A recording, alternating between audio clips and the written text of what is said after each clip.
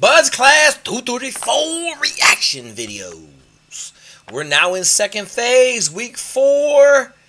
Got them scuba rigs on. Cleared the last major hurdle, which was pool comp. Hey folks, we on Shadow Band. Make sure you like and subscribe. Make sure you check in on the channel. YouTube is truncating your boys' videos. Nothing new. We're going to try to be a little bit more politically correct. I hope you enjoyed this video as much as I did. Hey man, let's get into it. Somebody lane. Class 234 began Phase 2 with 29 students. By week 3, they are down to 27. Before this day is over, that number will drop again. Go. Get those tanks out. As the rest of the class prepares for their first ocean dive, Morgan, Scott, and Bischoff are left behind for their final attempt to pass pool comp. It is, it's hard to just let it go yet. A couple hours I'll be feeling good. I'm actually feeling good for some reason. Holy shit. I don't know. This kind of started happening since the end of second phase. No room for negative thoughts, no room to mess up whatsoever. Today should go perfectly. Today should go exactly as planned. So here's my question for all three of those guys. Did they put in 16 hours over the weekend going through the procedures? That's my only question. Did they put in the time to make the pay in pool comp? Well, I know this. We about to find out.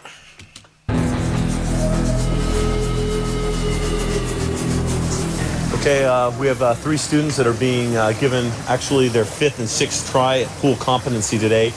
They were unable to pass their first 4 tries, but the instructor staff decided that they're safe and competent enough to go ahead and give them 5 and 6, so we think that they can be trained to actually possibly become a competent diver. Head into the water. Into the water. The time for talk is over. For these 3 men, the future will unfold in 9 feet of water. A lifetime in 20 minutes. Into the water. I was a deep-sea construction diver before I came here, so I have 5 years pretty much of water experience. I had a hard time putting it all together because there was always something small, and it wasn't exactly being uncomfortable, it was just little things where I'm like, oh, I can't believe I just did that. All I can say is thank God that is over. Corey, fish off, time. 21:17. Fail. If they do not pass on their 5th or 6th try today, they will be taken to an academic review board, and the higher-ups will decide what happens to them. Despite all his previous problems, Morgan rises to the challenge. His hard work and commitment and the effort of the instructors pay off. Morgan, 1904, pass. Hey, I'm going to say this, folks. In training, I was up against that wall maybe 3-4 times.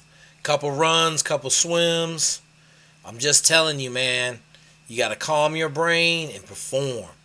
You got to be the pitcher in the bottom of the 9th that strikes out the last batter to win the World Series. That's the facts. That's what you got to do. You got to perform under pressure. I can't think of no more pressure than your 5th and 6th time trying to pass pool comp, because you know you're going home if you don't pass. You may get rolled, but more than likely you're going to go home if you have a massive problem. So, shout out to them 2 cats, man, for passing. That's huge, man. Shout out for the instructors trying to get them through. And good to see, man. Good to see. Bischoff's goal of becoming a SEAL now is in jeopardy.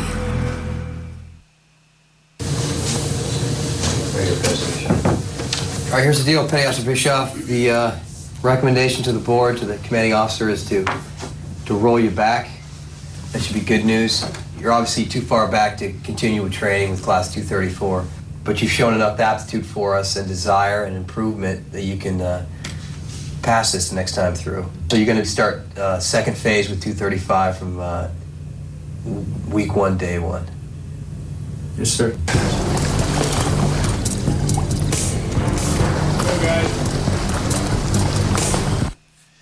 Alright, so that little thing you just saw right there is called an attack board. Got a compass, a watch on it. maybe a chem light, maybe a little piece of paper with some stuff written on it. Maybe, maybe not. Didn't like to take a piece of paper, but that's how you drive underwater. So you count kicks and you drive on the compass. It's called an attack board. Let's go. They're already out of open circuit. They're on Draeger dive number 1. So Draeger is the bubblish rig. Little finicky. You got to learn how to manage your bag, which is a bag in the middle of it, which fills up with oxygen. It's an oxygen rescrubber, so it's a recirc, no bubbles. You're breathing pure oxygen. The big knock in this phase, or the big like hoo-yah, was the fact that the oxygen was supposed to help you recover because you had like all these dives on pure oxygen. I don't know. I ain't feel it, man. Like it. I thought second phase was the same as everything else. I'm breathing pure oxygen on these rigs. I don't know what to tell you, folks. During second phase, every evolution brings a new set of expectations. After a few familiarization dives in the pool, the class makes its first ocean dive in the Draegers.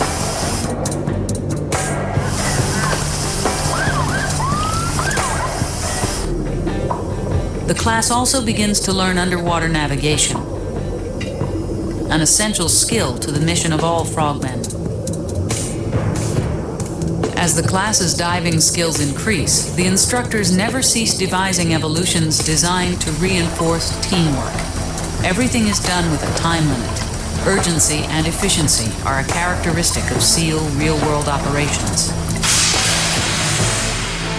This exercise is called student soup. Every piece of gear available is thrown into the dip tank.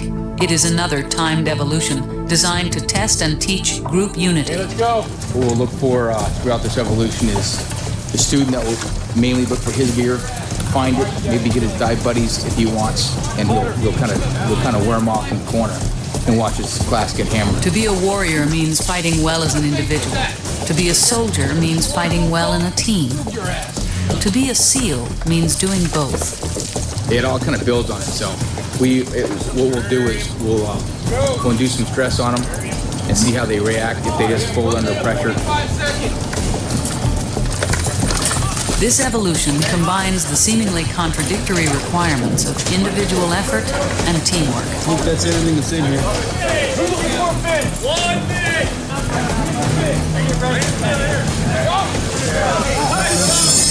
Team gear, your unit gear, then yourselves. You don't go hide in their locker room. The worst tag any frogman could be labeled with by his peers is to be known as an individual and not a team player. Ruthman and Spinowitz will learn this lesson the hard way. Don't we pay you to be a leader? We want some help. So what's your excuse? No excuses for help. To face each other and put on your gear on your knees. Go do it. Hurry up! Get your gear on! Hey, Spinowitz, you and Mitchell Ruthman will not be last. British gun drop that. Get those punches off. Drop on down. No, you two stay on your knees. You're all individuals. Get your head up. 6 inches. Get them up. 6 inches. Just put your feet down. You'll get caught. No big deal. Car, he don't care. He's Oh, man. Oh, look at that. Turn around. As soon as I turn around, push his legs down. There you go. A lot of people think that you'll just hammer the class just to hammer them, but that's not the way we do business. If you're screwing up, you need to have attention to detail. We'll straighten you up, and this class hasn't had to have that until today. They got a little 15-minute session of getting straightened up. Bro, 1 minute! Get up there. In the SEAL teams and at Buds, the needs of the few will never outweigh the needs of the many. Okay, so let me tell you something. They over there on the wet side of base, and they do their dives on the dry side over in San Diego Bay, and you gotta run, call it 1.5 miles with all this gear on, and you're wearing dive booties. Man, it sucked. It sucked. And you get out from the dives, and you had to run back, and it sucked. Like, running in full gear sucked. There ain't no other way about it. It sucked. So it's nice and sunny outside. They got wetsuits on. You in them wetsuits cold because you ain't got no water. It's bad, man. Bad. Miserable running around with them rigs on. Alright, here's the deal. You guys are going to be entering aft. You're going to follow the rudder down. You're going to get to the dunce cap. Check out the screw. Check out the main strut that supports the weight of the shaft. Follow the shaft up. It's going to be rubber coated. The first time it's a little disorienting. I mean, it's intimidating. You hope they don't turn it on while you're down there.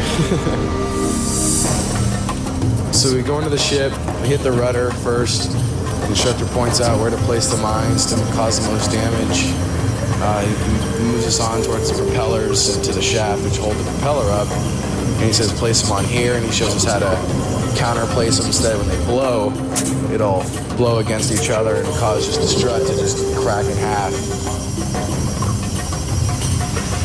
Always there seems to be one more dive, one more training evolution.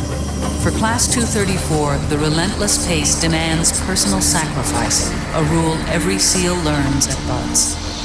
You're always in the water, and you're always tired, and you're always just in a bad mood, pretty much. Getting up really early. I mean, some mornings we have muster by 4:30, 4:45, and then like last night, I didn't get in bed till 1.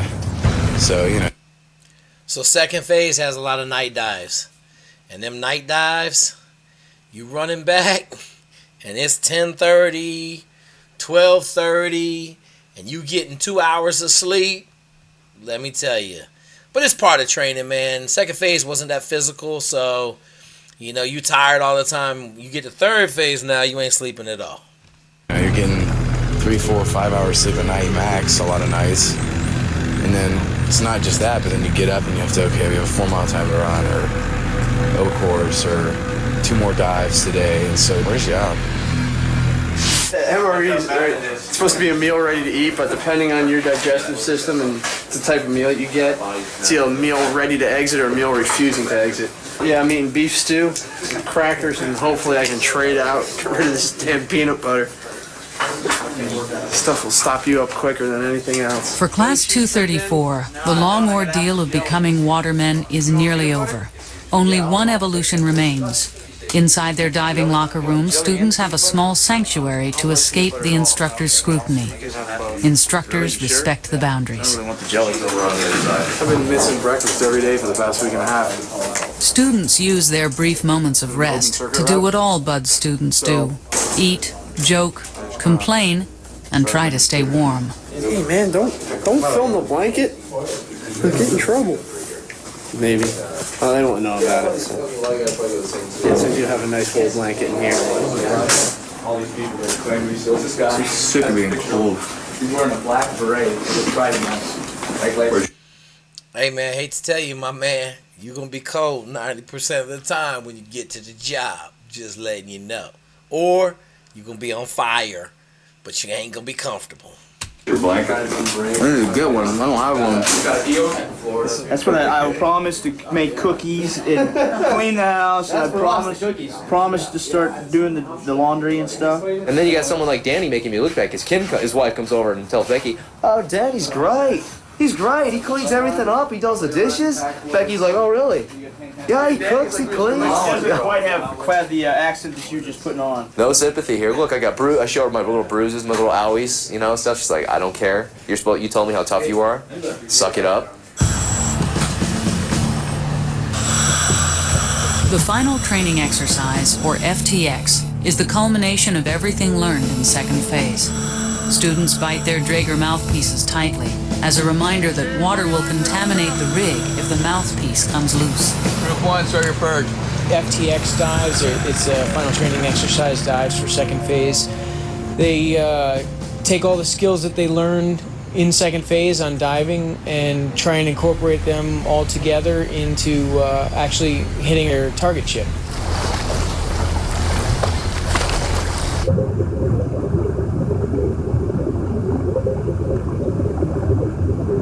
The FTX demands a level of precision that these students have never faced at BUD/S. It's as close to a combat dive as they'll get before they join an operational SEAL team.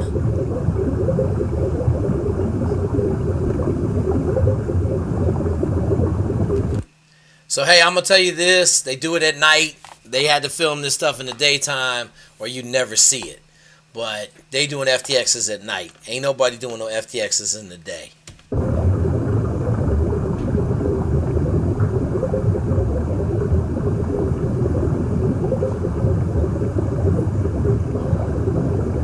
The members of Class 234 learn well. Each swim team successfully locates their target, performs the mission, then arrives safely and on time at their extraction point.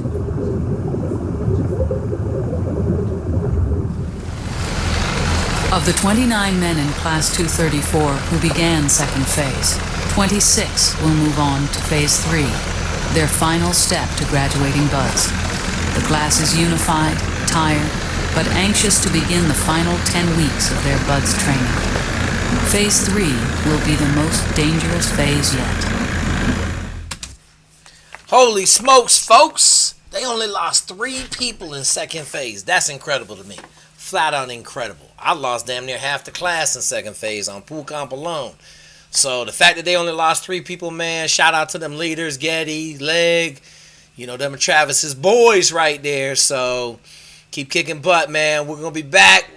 We got Phase 3. We're going to put on the real chill red helmet. We'll crack them bad boys out next week, man. Hope you enjoyed this video as much as I did. Hit that like.